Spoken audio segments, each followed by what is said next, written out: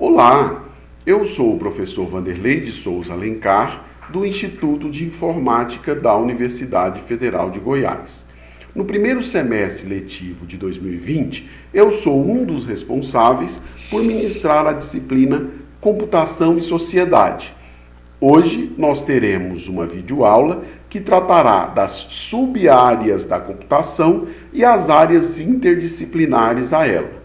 Lembre-se que, antes de assistir a uma aula, mesmo que seja uma videoaula, é importante que você tenha se preparado seguindo o roteiro de preparação para a aula. Esse roteiro, lembre-se, ele é sempre publicado na área da nossa disciplina na plataforma Turing do INF, a plataforma que nós utilizamos para acompanhar essa disciplina. Então, é fundamental que você tenha se preparado, que você tenha lido os textos indicados, os websites, assistido aos vídeos, para que, somente depois disso, você possa assistir a essa videoaula e aproveitar ao máximo o que será apresentado, compreender quais são os pontos de vista, opiniões, temas que nós estamos abordando. Depois que você assistir a essa videoaula, você já sabe que você terá também atividades para que você realize, as chamadas atividades supervisionadas. Além disso, muitas vezes nós também participamos de um fórum de discussão a respeito dos temas que são abordados, como por exemplo o de hoje, sub-áreas da computação e áreas interdisciplinares. Os fóruns normalmente não são avaliativos, mas eles são fundamentais que você participe, que você interaja com seus colegas para discutir e aprofundar e ampliar o seu conhecimento a respeito do tema que foi discutido em aula. Então vamos lá? Vamos agora à nossa videoaula e depois você acompanhe na plataforma Turing tudo que nós vamos fazer lá a respeito dessa videoaula. Como nós vimos, a nossa aula de hoje, de Computação e Sociedade, que é a nossa aula de número 4, vai tratar das sub-áreas da computação e as áreas consideradas áreas interdisciplinares à computação. Antes de nós iniciarmos, eu quero destacar com você que eu vou usar a técnica de mapa mental. Eu até publiquei na nossa área, na plataforma Turing, um texto a respeito, uma breve introdução a respeito de mapas mentais. É interessante que você, após a aula de hoje, veja como foi usado de maneira bastante simples os mapas mentais, para que eles servem, que é para facilitar a maneira como você representa o conhecimento a respeito de algum assunto, algum tema, como o nosso da aula de hoje, e em breve nós faremos juntos o uso dessa ferramenta. Já antecipando, você terá que construir mapa mental a respeito de tema que nós vamos abordar na disciplina. Então, iniciando, nós temos aqui as sub-áreas da computação, ou seja, quais são, dentro da computação, as diversas sub-áreas ou especialidades nas quais ela pode ser dividida. Mas quem fez esse tipo de classificação? Quem é que determinou quais são as sub-áreas identificáveis e a mesma coisa, quais são as principais áreas interdisciplinares? Nós nos basearemos aqui nas classificações feitas por três importantes associações voltadas exatamente para a área de computação, a área de engenharia elétrica e eletrônica, que são a ACM, nós vamos falar dela loguinho, o I3E e a SBC, que é a Sociedade Brasileira de Computação. Então, essas entidades, essas associações é que fizeram classificações. Elas são todas idênticas? Não, mas elas são extremamente similares, com pontos em comum e, claro, que algumas coisas que são específicas da abordagem daquela associação. Então, vamos começar primeiro, antes de conhecer essas sub-áreas, como elas foram geradas, vamos falar um pouquinho de cada uma dessas associações. Vamos começar pela Sociedade Brasileira de Computação, a SBC. Então aqui eu tenho um mapa exatamente que representa alguns dos tópicos que foram solicitados no seu roteiro de preparação de aula, que são a história, a missão, o código de ética da entidade, quais são as ações na área de educação, que publicações ela tem e como é que uma pessoa pode se associar à SBC. Então, em primeiro lugar, a SBC foi fundada em 1978. Nós vamos ver que quando você compará-la com a ACM e o I3E, é claro que ela é de uma fundação muito mais recente, né? Já no meio para o final, ou seja, na segunda metade do século XX, e hoje ela é a principal entidade brasileira que representa exatamente os profissionais dedicados, vinculados à área de computação. Então, quais são esses profissionais? Quer dizer, quem é que pode se associar à SBC, né? Então, a SBC permite que várias categorias se associem a ela. Então, em primeiro lugar, como é feita a associação? Simplesmente, você tem o website oficial da SBC, eu vou acessá-lo aqui nesse momento. Então, eu acessando o website da SBC, eu já vejo até um destaque para o próximo Congresso da Sociedade Brasileira de Computação, que vai acontecer em Cuiabá, de 16 até 20 de julho, essa era a previsão original, né? E aqui você tem o site da SBC. Então você tem como associar-se, aqui ele exatamente está falando da associação. Como é essa associação então? Não é? Você acessa o website, você vai ter um cadastro lá e você vai então poder se associar. Por que eu vou poder me associar? Porque você está exatamente na categoria de estudante. Estudantes de graduação e de pós-graduação na área de computação e áreas afins podem se associar à SBC e possuem custos, ou seja, o valor da anuidade ele é diferenciado para esses estudantes, para os estudantes. Depois, eu posso também, numa outra categoria, me associar como professor e pesquisador, e aí eu ainda tenho um desconto se eu for um professor da educação básica, porque hoje existe no país diversas universidades que ofertam o curso de licenciatura em computação, ou seja, um curso que é voltado para a formação de professores para a educação básica em computação, ou seja, serão professores que ministrarão disciplinas como informática, né, robótica, em nível de educação básica.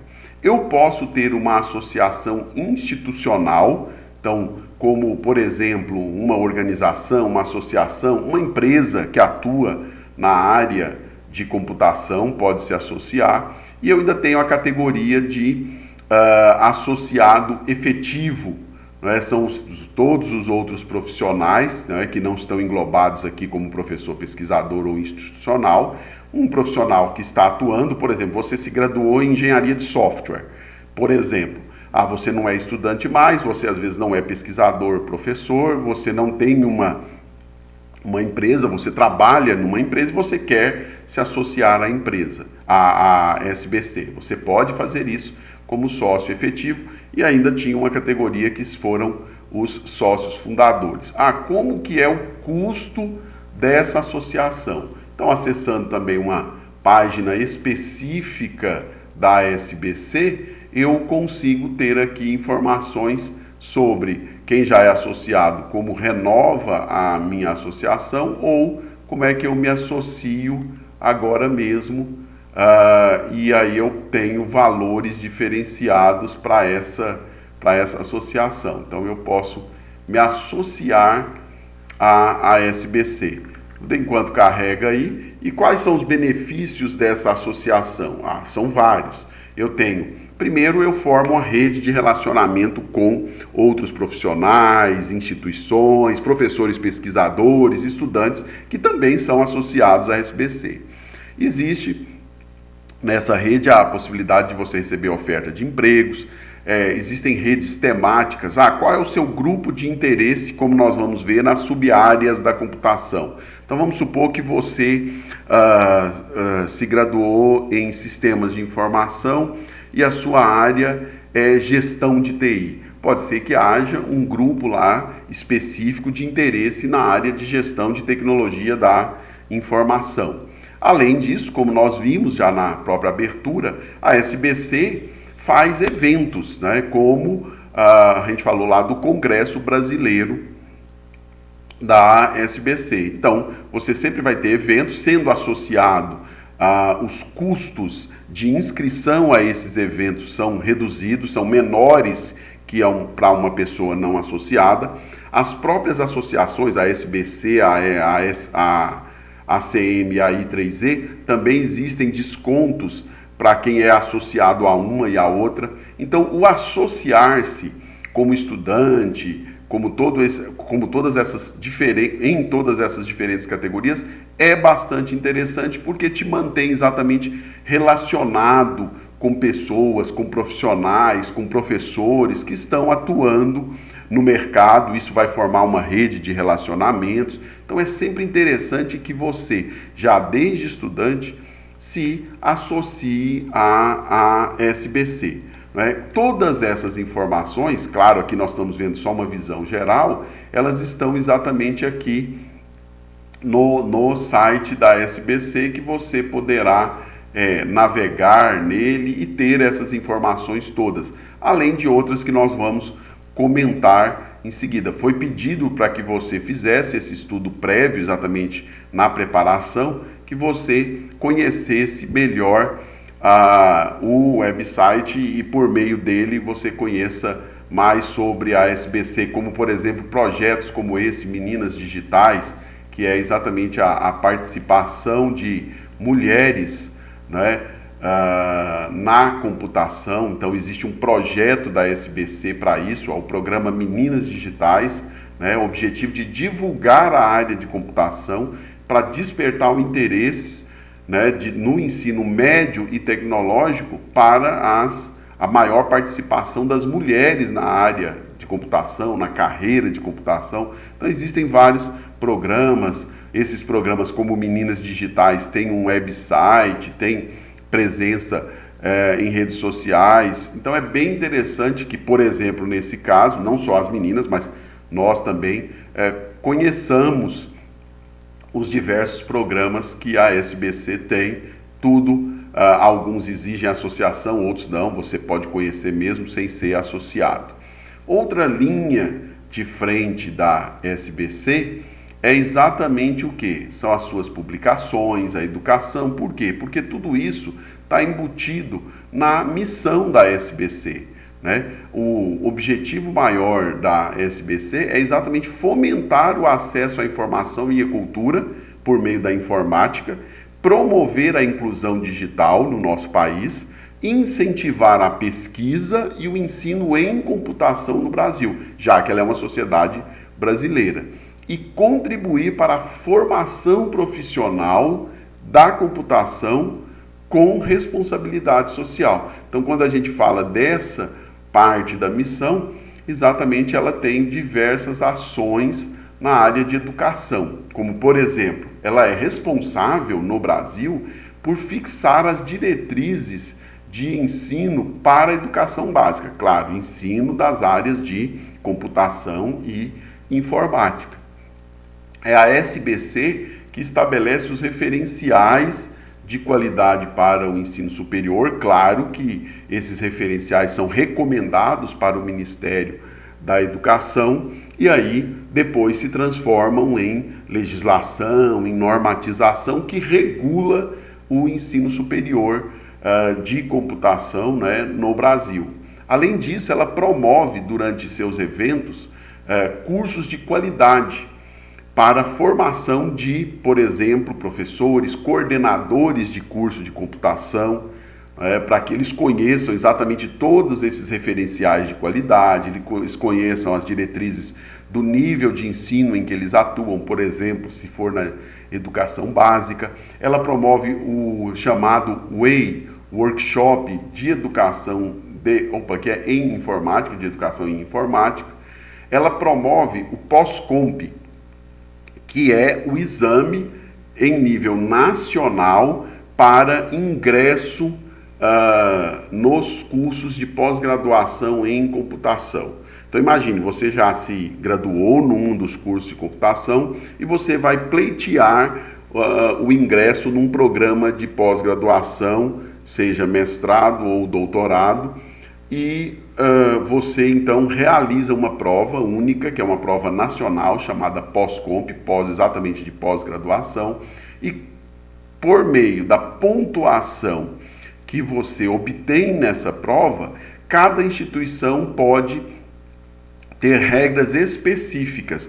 Inclusive, para pontuações elevadas, existem instituições que dispensam o candidato, a candidata, de qualquer outro tipo de processo seletivo. Ou seja, o POSCOMP se torna, naquela instituição, o parte da nota que ele tem, né, para aprovação, ou mesmo é a nota toda, ou seja, dispensando aquele candidato ou candidata de ter que realizar qualquer outro tipo de avaliação para ingresso no programa de pós-graduação que ele está pleiteando. Então, provavelmente, você,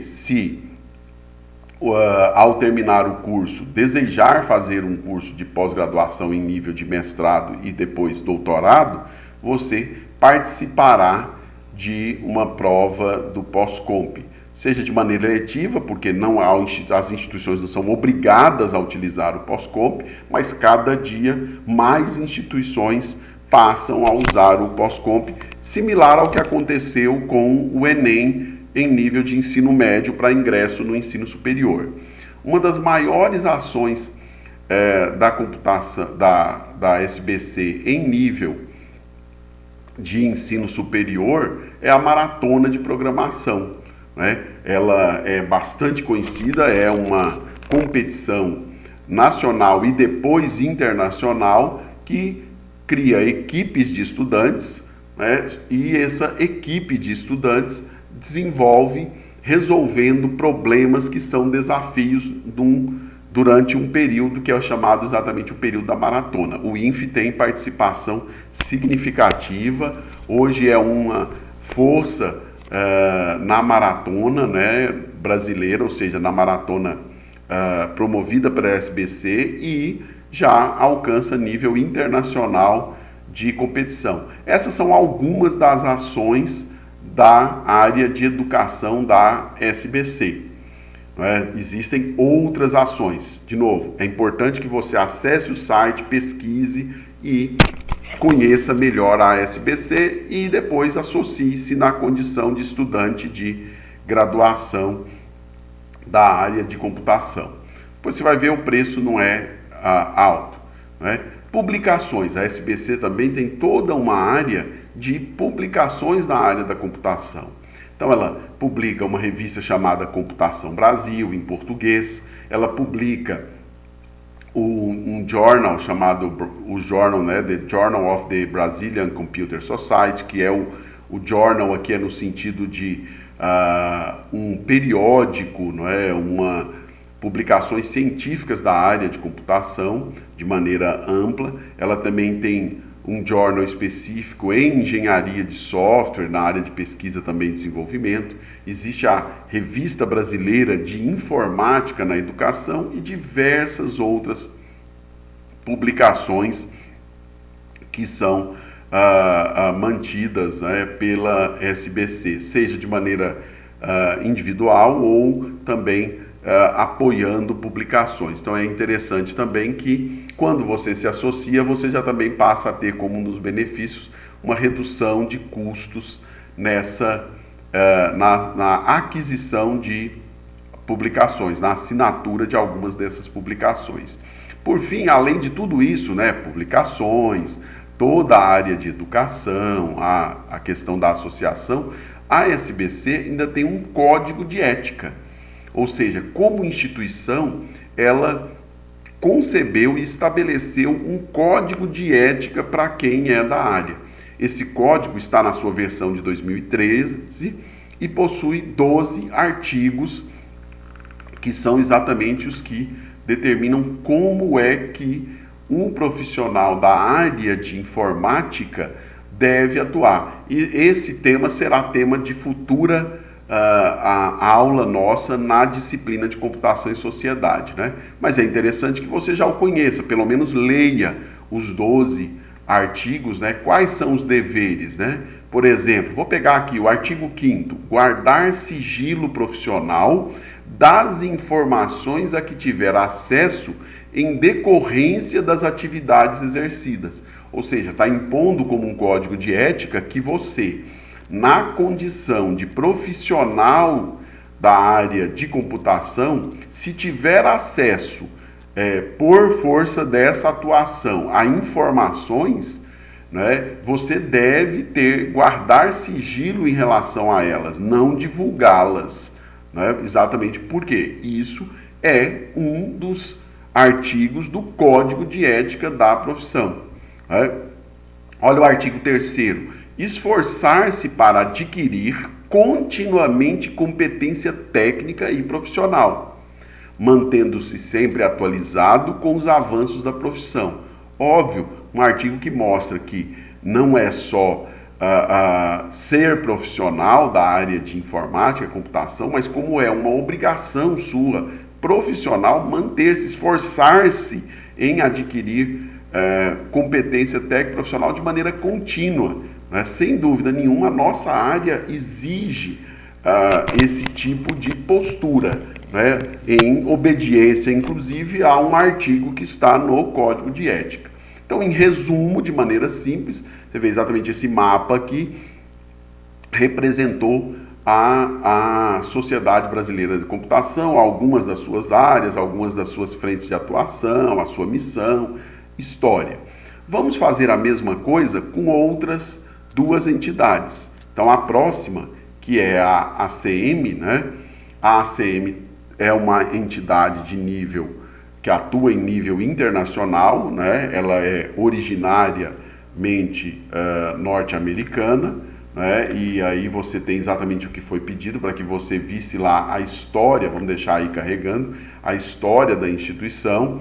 Obviamente ela é muito anterior à SBC, mas que desempenha um papel em nível, primeiro, originalmente norte-americano e depois se estendeu e hoje tem uma participação em nível mundial, né? Aí, ó, o objetivo dessa organização é promover, né, contribuir para que você tenha o avanço da ciência, o desenvolvimento, a construção e a aplicação de novas máquinas, né? Ou seja, raciocínio por meio de novas máquinas de computação e de outras maneiras de manipular a informação.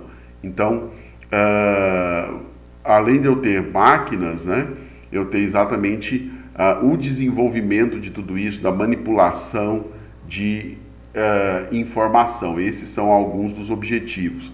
De maneira similar, ela também tem um código de ética, né? Esse código de ética da ACM, ele estabelece princípios gerais, primeiros, que são os princípios éticos que todos os profissionais ligados à área e, portanto, a ACM devem obedecer. Ela tem as suas responsabilidades, o código ele prevê quais são as suas responsabilidades como profissionais, aí você vê que há uma similaridade com o código da SBC, que lá o artigo 5º, por exemplo, fala da sua responsabilidade de sigilo. Ela tem uma seção específica para princípios para a liderança. Ora, quando você, além de ser um profissional da área de computação, você é um líder nesta área, ou seja na organização que você participa, no grupo de trabalho que você tem o papel de liderança, o líder tem obrigações éticas adicionais. Então, a ACM, ela ela cria 2 níveis. Você tem as suas responsabilidades como profissional e você tem as suas responsabilidades como líder naquela profissão. E estabelece a obrigatoriedade do código de ética. Então, ao se associar à ACM, você imediatamente aceita que aquele código de ética é obrigatório. Eu não posso me associar à ACM e falar, não, eu concordo com tudo que a ACM me dá, com os benefícios, publicação, educação, mas o código de ética eu não quero seguir, eu não quero obedecer ao código de ética. Isso não é possível. Ela mostra pelo seu próprio código de ética que, ao associar-se, você necessariamente se está submetido a todos esses princípios, os princípios éticos gerais, as suas responsabilidades profissionais e aos princípios de liderança. Então, isso é o que estabelece o código de ética da ACM. Bom, falando em associação, como é que eu me associo? Todas as entidades são muito similares. Hoje, por meio da internet, ou seja, acessando o site da ACM, você consegue se associar. Eu voltei aqui, então existe a ACM History, que conta toda a história da ACM, quando é que ela foi originada, né? Então, lá na Columbia University, lá no ano de 1947, então bem anterior, mostra o escopo que ela tinha exatamente estabelecido como seus objetivos, e aí exatamente vai falar de como você pode se associar a ela, o que está exatamente na outra página, né? Como é que você pode se associar à ACM? Claro que essa organização, por ser uma organização internacional, de muito maior porte, ela evidentemente tem uma associação que, para o brasileiro, né, devido ao custo ser em dólar, ela é mais onerosa, né? Então você tem um custo maior e ela divide o seguinte: olha, você pode se associar como estudante, que é a primeira e aí é a mais barata, né? Você pode se associar como profissional e existe a ACM, ela tem uma biblioteca digital gigantesca de publicações na área de computação. Essas publicações são artigos científicos, né? Ela tem, nós vamos ver ali na área de publicações, um monte de publicações, e essas publicações todas, elas formam o que eles chamam de ACM Digital Library, uma biblioteca digital. Então, quando você se associa, você pode escolher se associar como profissional, né? Ou você pode querer se associar como profissional e ter acesso a essa biblioteca, não é? Então aí claro que o custo é diferente. Associação para associados anteriores e que se aposentaram. Então a ideia aqui é dar um desconto quando você já era associado e você agora se aposentou, você não está mais ativa na área de computação, mas você quer continuar mantendo contato exatamente com a ACM na condição de associado, então ela tem um custo diferente para a anuidade desse tipo de profissional. Então, isso aqui depois também é interessante que você veja como é para se associar, qual é o custo. Benefícios, como a grande maioria das entidades, você tem rede de relacionamento, oferta de emprego, da mesma maneira que a SBC, você tem grupos de interesse, né? A ACM tem ações de voluntariado espalhadas no mundo inteiro e ela realiza eventos que o associado, também querendo participar, tem uma redução no custo da inscrição. Então isso é a associação pela ACM, né? Que publicações a ACM tem? Diversas. Todos os eventos que ela promove, ela cria anais desses eventos, ou seja, os relatórios que possuem lá quais foram as ações naquele evento, quais foram os artigos. Então, você tem acesso aos artigos, você tem acesso aos comitês, como foram as relatorias de, por exemplo, reuniões que foram realizadas durante aquele evento. Você tem os chamados periódicos, que são os journals, as revistas. Então você tem várias dessas publicações. Você tem livros, né, que são publicados com o selo da ACM, ela tem uma editora, então ela tem um selo, e tem também a biblioteca digital que nós já comentamos que você, como associado, pode escolher ter acesso à biblioteca digital, que vai envolver vários elementos desses aqui, né? Acesso a revistas, a livros, aí por isso mesmo você está pagando como associado o acesso a essa biblioteca digital, né? Aí na área de educação, né? Na área de educação, da mesma maneira, ela tem diversas ações, né, que permitem que o associado possa participar de aprimoramento profissional, capacitação, né? Ele próprio, dependendo do nível que ele está, ele tem ações em que ele participa para esse desenvolvimento. Ela tem um centro de ensino, né, provê, né, permite que você tenha acesso a recursos online, books, né, livros, cursos, tutoriais feitos por vídeo, né, existem conferências, né, por meio de entrevistas com grandes especialidades da área. Então, é uma associação de porte mundial, né, extremamente importante. Também dê uma navegada no website da ACM e tenha mais informações. Vamos agora abordar o I3E, que é o Instituto dos Engenheiros Eletricistas e dos engenheiros dedicados à eletrônica, né? Aí a primeira pergunta é, mas por que computação, então, está envolvida no I3E? Ora, porque aí vem a área interdisciplinar. Nós temos forte relação com toda a engenharia elétrica, né?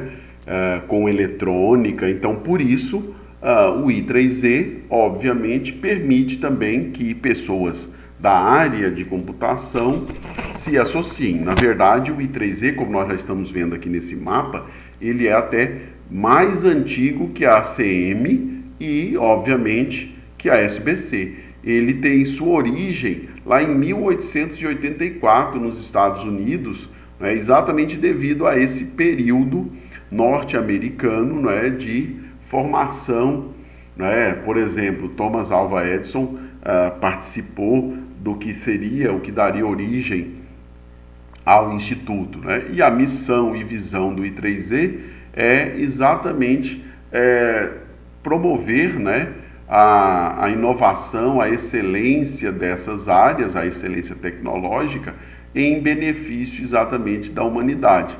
E como visão, ele tem exatamente uma abrangência hoje global, né, que vai tentar fazer com que todas essas contribuições da tecnologia, profissionais, né, melhorem a condição de vida de uma maneira globalizada no nosso planeta.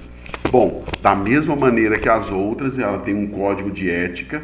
Esse código de ética tem 10 artigos, ele é um código de ética mais sucinto, né? O da SBC também é bastante objetivo. Já diferente da CM, nós vimos que o código de ética dela é mais detalhado, tem mais itens, elementos, diferenciações, né?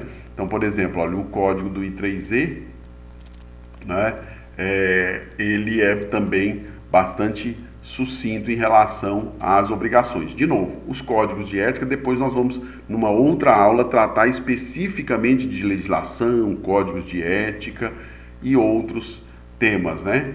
Ser honesto, né? Aí, ó, por exemplo, é o que está estabelecido já no início do artigo 3 do código, né? Bom, então, publicações, o I3E tem também, da mesma maneira. O I3E tem uma revista chamada Spectrum. Ela realiza isoladamente ou em parceria uma grande quantidade de eventos. Então, ela tem as publicações dos anais desses eventos científicos que ela participa ou ela age como a principal ou a única realizadora, né? Ela também publica livros e ela também tem uma biblioteca digital chamada Explore. Então, quando você vai se associar, da mesma maneira, hoje o website permite a associação, né? E aí você de novo tem categorias. Olha, eu posso me associar como estudante, é um custo menor, eu posso me associar como jovem profissional, isso acontece logo depois que você concluiu um curso da área e você está iniciando a sua atuação na profissão, seja ela em qual das áreas que você tiver, qual seja a sua formação, inclusive em computação. Você pode se associar como professor pesquisador ou como profissional. E aí os benefícios também são similares aos das outras associações. Rede de relacionamento, oferta, grupos de interesse, eventos que são promovidos pela entidade, pelo I3E, né? Ela tem também ações da mesma maneira na área de educação. Essas ações, né, criam exatamente uma rede de aprendizagem, né? Hoje você tem mais de 600 cursos que estão disponíveis, né? Então, enfim, como ação, as entidades são bem similares, mas obviamente você viu que elas têm abrangências específicas, códigos de éticas mais ou menos detalhados. Então é importante que você, a partir de agora, como estudante de um curso da área de computação, passe a interagir, né, e escolha.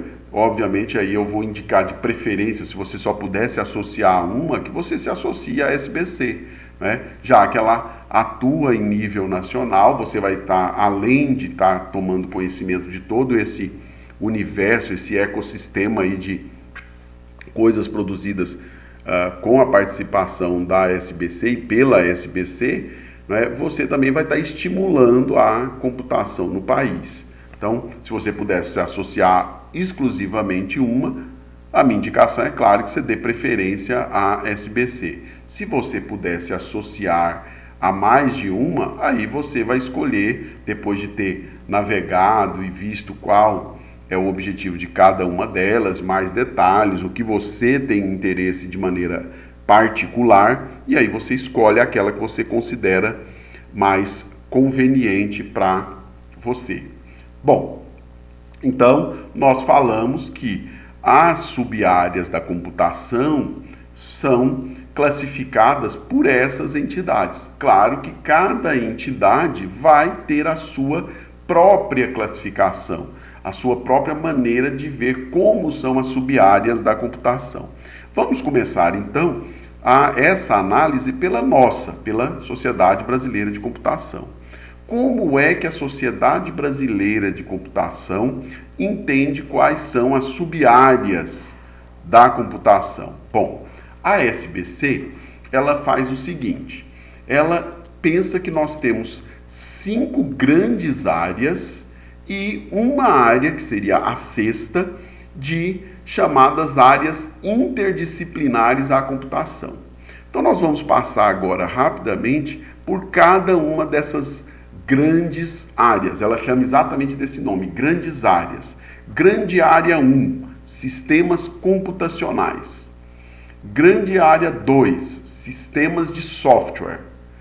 Grande área 3, técnicas e tecnologias de computação. 4, aplicações da computação. 5, gestão de dados e de informações. Essas são as 5 grandes áreas e uma sexta, que não é uma grande área da computação, mas é exatamente áreas interdisciplinares à computação. Então, tudo isso está exatamente como a SBC vê a área de computação e as suas sub-áreas. Então, agora, analisando cada uma delas, eu vou ter mais detalhes. O que são sistemas computacionais? Ela fala, olha, quando eu digo sistemas computacionais, eu estou dizendo, por exemplo, concepção de circuitos e sistemas integrados. Eu estou dizendo robótica. Eu estou dizendo sistemas tolerantes a falhas. Então, essas são as sub-áreas que estão dentro da grande área sistemas computacionais, né? A engenharia de sistemas computacionais. Então, eu acessando o documento lá no site da SBC, aí eu vou ter mais detalhes. O que é essa área? Por exemplo, redes de computadores e sistemas distribuídos. O que tem aqui dentro? Claro que pelo próprio nome já me dá a indicação. Olha, essa área, essa sub-área da grande área sistemas computacionais vai tratar de redes, vai tratar de sistemas distribuídos, seus sistemas, tanto em nível de hardware quanto de software, protocolos, comunicação, ok. Concepção de circuitos e sistemas integrados, parte de hardware, né? Arquitetura de computadores e sistemas de alto desempenho, e assim por diante. Então, nessa grande área, eu tenho esses temas. Bom, e se eu pegar uma outra área, fechando essa aqui, sistemas de software.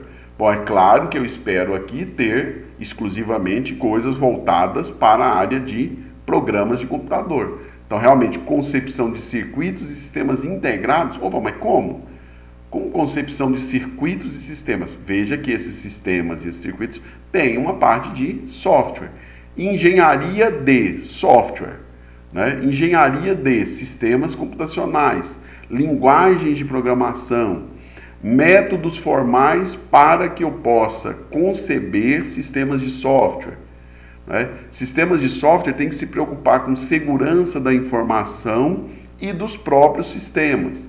Então, as áreas também, elas não são áreas estanques. Posso ter uma coisa que está aqui, circuitos, e aqui também circuitos. Por quê? Porque esta sub-área, ela é pertinente a sistemas computacionais e ela é pertinente a sistemas de software também. Não são mutuamente exclusivas. Então, eu tenho a porção software naquele sistema computacional. Por isso que uma mesma categoria pode participar de mais de uma grande área. Técnicas e tecnologias da computação. Quais são essas? Nossa, muitas.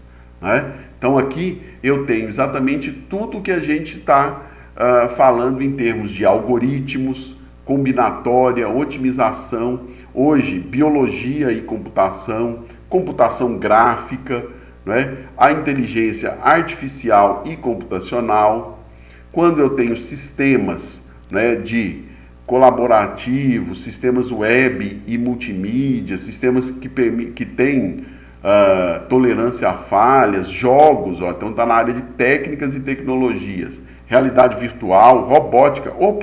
Eu já tinha visto robótica em outra grande área. Realmente, se você pega lá a área de sistemas computacionais, também tem robótica. Como a gente já citou, não tem problema. Uma sub-área pode estar vinculada a mais de uma grande área. O que são aplicações da computação? O que se espera? Onde eu aplico computação? Eu aplico em geoinformática, sistemas de geoprocessamento, jogos e entretenimento. Eu vi que está lá em técnicas, também está aqui. Computação aplicada à saúde, que nessa época, agora, nos dias que nós estamos vivendo, inclusive que motivou o nosso isolamento social, e daí essa videoaula, por exemplo, nós estamos vendo aí muitas aplicações hoje da computação na área de saúde, buscando exatamente rastrear o coronavírus, onde estão os pontos, identificar perfis de ocorrência regional, perfis de acordo com o paciente, que tipo de paciente é mais suscetível, a própria pesquisa, como a área aplicada, tentando contribuir com a área médica, a área de saúde, para produzir medicamentos, enfim, tudo atuado em relação a essa área de aplicação da computação na saúde, sistemas de informação para diversas áreas, informática na educação, que tem ganho no Brasil, principalmente nos últimos anos, cada vez mais força, com ambientes, por exemplo, de educação à distância, a possibilidade, igual agora, de realizar atividades mediadas por sistemas de computação, né? Enfim, todas essas aqui, dentre outras possibilidades de aplicação da computação.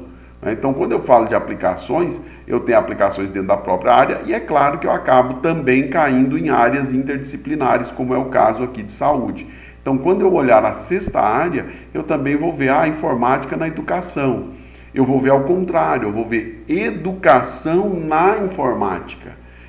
O que a educação contribui para o ensino de informática. Aqui o que a informática contribui para a educação. Aí sim a educação de uma maneira abrangente, em qualquer nível de ensino inclusive. Aí aqui é o inverso. O que a área de educação pode contribuir e contribui como área para o ensino, para a formação em informática. Né? Computação e música, arte gráfica, que nós vimos também que está relacionada, por exemplo, como uma área de múltiplo conhecimento interdisciplinar. Informática na saúde, que nós acabamos de ver que está aqui também. Né? Então, essas são as áreas interdisciplinares. E, por fim, a quinta grande área, essa aqui nós já acabamos abordando como área interdisciplinar, a quinta que é gestão de dados e informações, que possui aqui a grande terminologia de bancos de dados, todos os tipos, tudo que é de gestão de informação está incluída nessa área de gestão de dados e de informações. Então, voltando ao painel geral, essa que é a visão que a SBC tem das grandes áreas da computação. São 6, né, e cada uma delas com as suas sub-áreas, com a possibilidade de que uma sub-área participe de mais de uma grande área. Essa é a visão da SBC.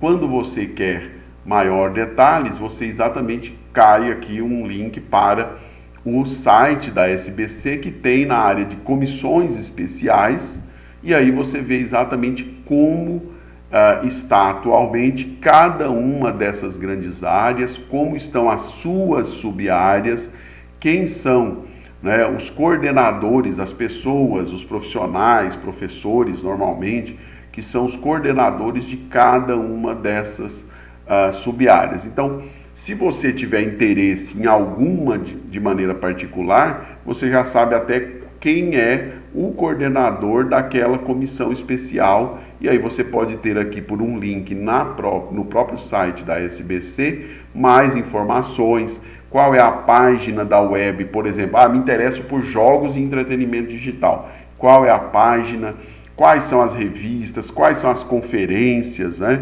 Então, é muito interessante que você, tendo acesso aqui à SBC, você começa a conhecer mais daquela área, né? Daquela área, dentro de uma grande área, aquela sub-área que você tem interesse. Já é uma maneira de você começar, mesmo estando iniciando o curso, começar a se inteirar daquela ou daquelas sub-áreas que você tem interesse na computação. Bom, com isso, nós encerramos aqui a visão da SBC em relação às grandes áreas que ela coloca como divisão para a computação, certo? As suas grandes áreas e dentro dessas as sub-áreas. Falando aqui do mapa mental, exatamente com essa ferramenta, né, você pode ter aqui o que? Abrir todas o que nós registramos como conhecimento em relação a elas. Então, para a gente até contribuir com esse conhecimento aí de mapa mental, esse aqui é um exemplo de mapa mental que você, ao estudar um determinado assunto, um tema, um conjunto, você pode começar a criar para representar como está o seu estudo, aquele conhecimento que você precisa assimilar. Veja que o uso de cores, essa ramificação, essa ideia de você pontuar as coisas, facilita muito o desenvolvimento de um raciocínio, auxilia o seu processo de aprendizagem, né? Então, o mapa mental tem exatamente essa finalidade. E aqui eu estou usando como uma ferramenta para que a gente possa ter essa videoaula, né? Então é interessante que você comece a se inteirar dessa técnica para que você use no seu processo de aprendizagem de conteúdos, tá bom? Bom, vamos lá para nosso próximo item. Agora nós vamos falar da classificação, também das sub-áreas da computação, mas de acordo com a ACM. Então a ACM divide para essa organização essas diversas, ela cria essas grandes áreas aqui, né? Então ela tem um sistema de classificação que foi criado em 2012 e nesse sistema ela imagina um número maior do que a SBC, ela imagina essas aqui como sub-áreas. Vamos pegar algumas, né? Só para a gente citar. Então você tem matemática da computação, ou seja, qual é, ou melhor dizendo, quais são os fundamentos matemáticos envolvidos na computação. Então o que estiver nessa classificação, nessa grande área aqui, né, os fundamentos de matemática para a computação estarão aqui. Metodologias na computação, né, a teoria, todo o fundamento, o subsídio, o substrato, o embasamento teórico para realizar computação. Computação aplicada, como nós vimos também na SBC lá, aplicações da computação, aqui, computação aplicada, né? Outra, hardware, então ela tem uma área especificamente que ela entende como uma grande área, hardware, softwares e a sua engenharia, então a engenharia de software, né? Outra, sistemas de computador e a organização deles, né? Enfim, redes. Então essas são as sub-áreas que a ACM entende, cada uma delas, obviamente, você estudando, você vai ter as características, né? Computação centrada no ser humano. O que é computação centrada no ser humano? Abre lá o site da ACM e dá uma pesquisada para esse sistema de classificação, o que ela entende que é a computação centrada no ser humano. Então, quando eu pego o site aqui da ACM, né, eu posso, acm.org, entrar nele e fazer exatamente buscas em relação a essa área, a essa classificação. Uma das maneiras, está agora na capa aqui, né, Advanced Computing, computação avançada como ciência e profissão, né? Eu tenho aqui uma busca que eu posso colocar classification, né? Classificação, né? Classificação, categorias e tal, ela vai me trazer. Então vamos colocar classificação, né? O que ela trouxe lá, né? Aí ela traz até lá, D, né? 2012, ACM Computing Classification System.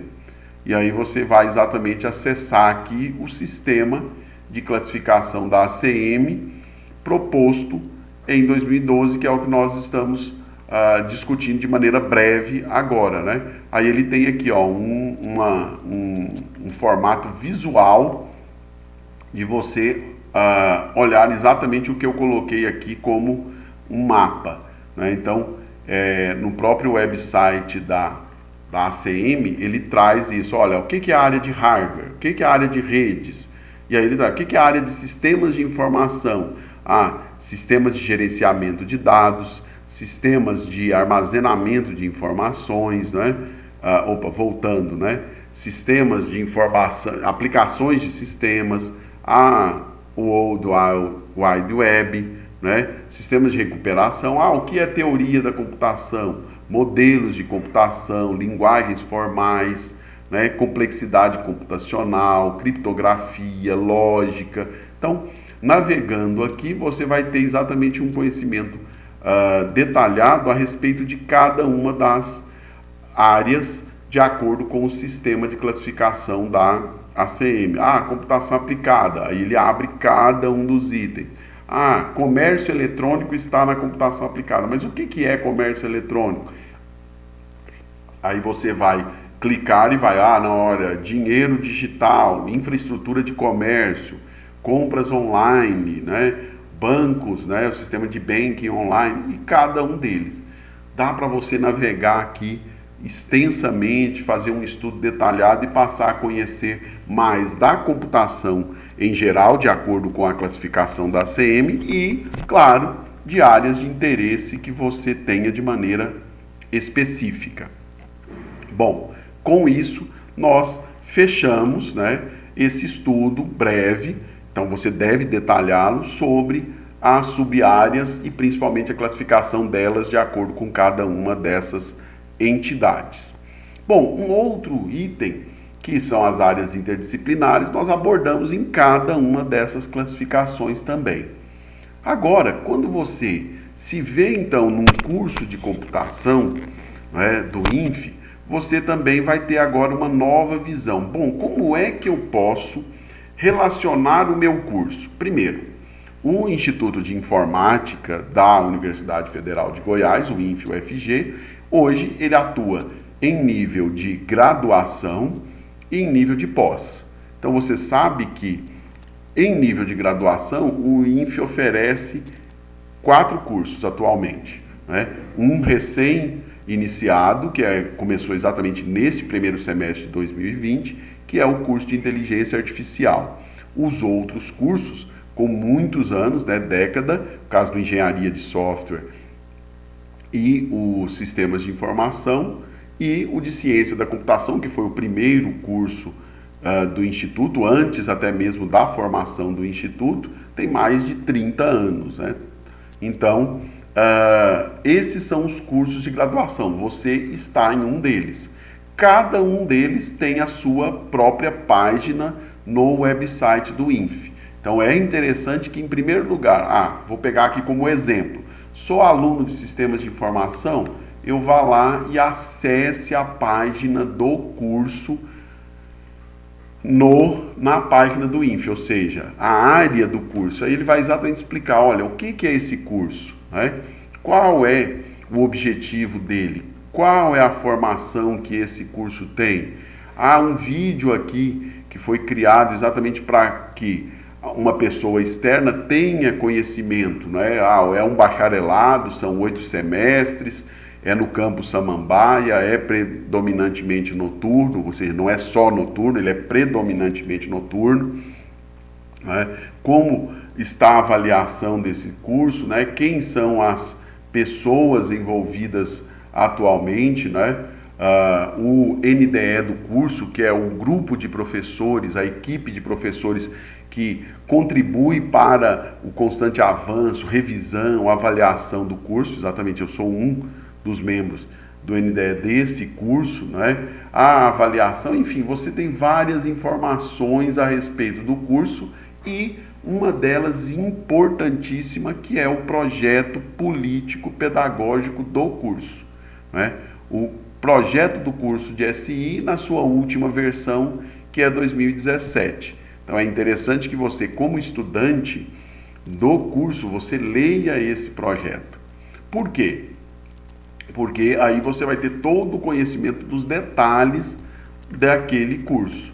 Você vai conhecer na inteireza o curso. Eu sou aluno de Engenharia de Software. Ok, você acessa a página do curso de Engenharia de Software e você vai ter as mesmas ou até outras informações específicas àquele curso, como está a classificação, conceito, né? Da mesma maneira, quem são os professores que compõem o núcleo docente estruturante, os projetos pedagógicos, a matriz foi extraída, claro, do projeto, né? Então a matriz curricular, e aí você começa a conseguir relacionar cada uma dessas matrizes curriculares com as áreas que foram propostas pela ACM, que foram propostas pela SBC como grandes áreas. Então você começa a relacionar cada disciplina do curso, como é que ela se insere como grande área e depois como sub-área, no caso da SBC, ou como é que ela se insere de acordo com a classificação da ACM. Leia o projeto pedagógico do seu curso. Isso é muito importante para qualquer estudante de qualquer curso de graduação. O INFE também atua em nível de pós-graduação, com diversas especializações, com um mestrado em ciência da computação e com um doutorado em ciência da computação. Então, ao concluir uma graduação, é possível que você ingresse na pós de acordo com um desses 3 níveis, né? Especialização, mestrado e doutorado. Qual é a diferença, né? Os cursos de especialização são chamados de pós-graduação lato sensu. E esses aqui, mestrado e doutorado, são chamados de cursos de pós-graduação stricto sensu. Primeira grande diferença, o nível de profundidade em que o curso trata temas e por isso também a carga horária e as exigências acadêmicas para que você realize, para que você participe daquele curso. As especializações são cursos de menor duração, né? Aí cada instituição tem aí um certo tempo. Normalmente não, legalmente a carga horária é menor, ela é exigida mínima de 360 horas, então é um curso mais curto, focado em alguma área. Então eu vou me especializar no desenvolvimento web e mobile, eu vou me especializar em segurança, em redes e sistemas, eu vou me especializar em bancos de dados com Big Data. Então, são formações de pós-graduação específicas numa área do conhecimento com uma carga horária de pelo menos 360 horas focadas num certo tema. Mestrado e doutorado são de cargas horárias maiores, também focados em determinados temas, né, mas com uma profundidade científica maior, exatamente porque aqui se busca a formação de um profissional com maior abrangência, maior conhecimento, né, de um nível de imersão científico maior. Hoje no Brasil existe também um mestrado, não só chamado acadêmico, mas também um mestrado chamado de profissional. O mestrado profissional, ele é um avanço em relação a uma especialização. Ele foca num estudo mais profundo, com maior carga horária, maior dedicação, mas que não tem o objetivo de ser essencialmente acadêmico. Ele busca uma formação mais específica para a atuação do profissional com mestrado no mercado profissional. Daí o nome, mestrado profissional. Tá? Então, essas são o nível de pós-graduação que nós temos no INFE. Então, se dedique a conhecer de maneira mais profunda o seu curso. Com isso, nós concluímos aqui a nossa aula, né, que tratava exatamente de sub-áreas da computação, áreas interdisciplinares e, portanto, um aprofundamento maior em relação ao seu próprio curso diante desse painel. Agora, como foi dito no início, nós teremos aí atividades supervisionadas. Faça a releitura de todo o material que você estudou para a preparação, depois de ter assistido a essa videoaula, e participe também do nosso fórum, que estará aberto agora, em seguida à publicação dessa videoaula. Bons estudos para vocês todos e vamos continuar depois avançando para os nossos próximos temas em computação e sociedade.